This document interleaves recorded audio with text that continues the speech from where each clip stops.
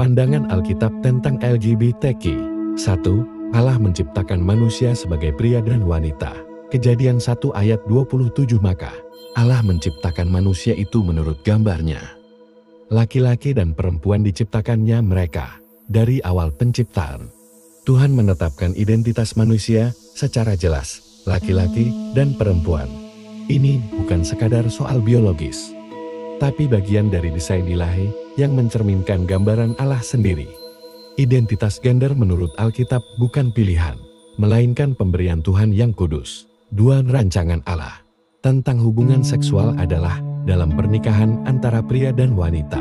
Kejadian 2 ayat 24. Sebab itu, seorang laki-laki akan meninggalkan ayahnya dan ibunya dan bersatu dengan istrinya, sehingga keduanya menjadi satu daging. Tuhan menciptakan seksualitas sebagai anugerah indah dalam konteks pernikahan, bukan sembarang relasi, tetapi ikatan kudus antara satu pria dan satu wanita. Inilah tempat yang aman dan diberkati untuk keintiman.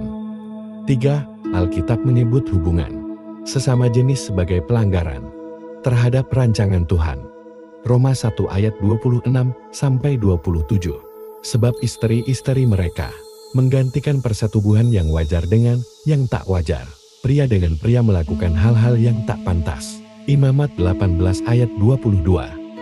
Janganlah engkau tidur dengan laki-laki secara orang bersetubuh dengan perempuan, karena itu suatu kekejian, baik dalam perjanjian lama maupun perjanjian baru. Praktik ini dipandang sebagai penyimpangan dari kehendaknya, bukan karena Allah benci manusia, tapi karena Ia ingin melindungi manusia dari kehancuran akibat dosa. 4. Praktik homoseksualitas termasuk dalam daftar dosa yang memisahkan manusia dari Tuhan. 1 Korintus 6 ayat 9-10. Atau tidak tahukah kamu bahwa orang-orang yang tidak adil tidak akan mendapat bagian dalam kerajaan Allah? Jangan sesat. Orang cabul, banci, pembuli tidak akan mendapat bagian. Alkitab mengingatkan kita dengan tegas bahwa ada gaya hidup tertentu yang, jika tidak ditinggalkan, akan menjauhkan kita dari kerajaan Allah.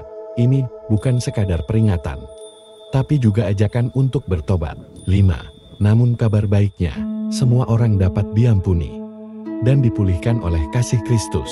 1 Korintus 6 ayat 11. Dan beberapa orang di antara kamu demikianlah dahulu, tetapi kamu telah disucikan, dikuduskan, dibenarkan dalam nama Tuhan Yesus Kristus.